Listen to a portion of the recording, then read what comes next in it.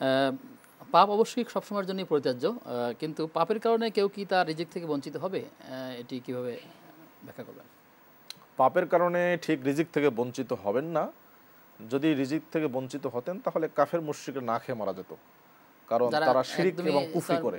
কুফরি করে। সবচেয়ে বড় যে পাপ শিরিক এবং কুফরি, অথচ তারাই আজকে সবচেয়ে বেশি রিজিক প্রাপ্ত বা তাদের সম্পদ দুনিয়াতে সবচেয়ে বেশি। তো পাপের কারণে ঠিক রিজিক থেকে বঞ্চিত হন না। হ্যাঁ, কোরআনুল কারিমে এসছে আর শাইতানু ইয়াইদুকুমুল ফাকরা ওয়া ইয়া'মুরুকুম বিল ফাহশাই ওয়াল মুনকার, শয়তান তোমাদেরকে দারিদ্রতার ভয় দেখায় এবং তোমাদেরকে দিয়ে পাপ কাজ করায়।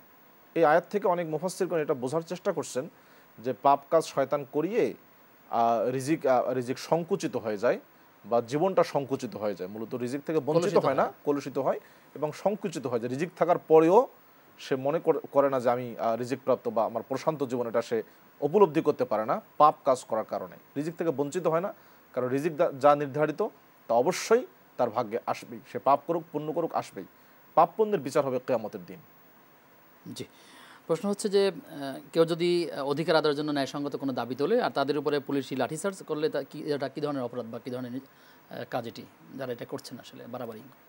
হ্যাঁ, এটা আসলে আমাদের দেশ তো গণতান্ত্রিক দেশ।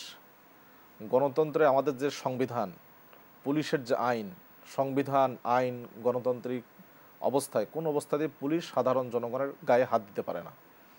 যদি আসামিও হয় যার নাম তালিকাভুক্ত, তার গায়েও লাঠিচার্জ করতে এই ক্ষমতা পুলিশকে দেওয়া হয়নি বাংলাদেশের সংবিধান অনুযায়ী। এবং হ্যাঁ, যদি পুলিশের জীবনের উপরে হামলার আশঙ্কা থাকে, সে তার নিজের সেফটির জন্য তখন সে নিজেকে প্রতিরক্ষা করতে পারে। কিন্তু অ্যাগ্রেসিভ হয়ে হামলা করা, লাঠিচার্জ করা, এটা বাংলাদেশের আইন নির্বিশেষে পায়ের তলায় পিষে দেওয়া আসলে জি জি সেই সবগুলো বাংলাদেশের আইন, সংবিধান এবং পুলিশের যে আইন সবগুলোর বিরোধী। আর জুলুমের ব্যাপারে এটি তো হাদিসে এসেছে, নবী করিম সাল্লাল্লাহু এই কাজগুলোর সাথে কয়টা অপরাধ জড়িত, মানে জুলুম বলছেন? হ্যাঁ, জুলুম একটা আমি যেমন আল্লাহ রাসূল হাদিসে বলছেন যে কিয়ামতের আগে তোমরা ওয়াখাজতুম আযনাবাল বাকার, গরুর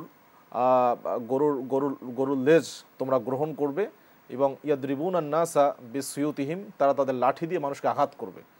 জালেমরা তাদের বাহিনী থাকবে, সেই বাহিনী দিয়ে জনগণের উপরে আঘাত করবে লাঠি দিয়ে, ছড়ি দিয়ে, লাঠি দিয়ে। এটি রাসূলের স্পষ্ট বর্ণনা। এইগুলো হলো কিয়ামতের একটি অন্যতম আলামত যারা এই কাজগুলো করে। তারা একই সাথে দেশের আইনও লঙ্ঘন করছে, মানুষের উপরে নির্বিচার চালাচ্ছে এবং সেখানে আপনার নারী পুরুষ শিশু কাউকে বাস বিচার করা হচ্ছে না। এটা চরম জুলুম। এই জুলুমের প্রত্যেকটি জুলুমের বিচার হবে। যদিও এই ব্যক্তি পুলিশ, নামাজ পড়ে, রোজা রাখে, হজ করে, কিন্তু সেগুলো কোনো কাজে আসবে না। এখান থেকে সব মাইনাস হয়ে যার উপর জুলুম করছে সেই সবগুলো সে পাবে কিয়ামতের দিন।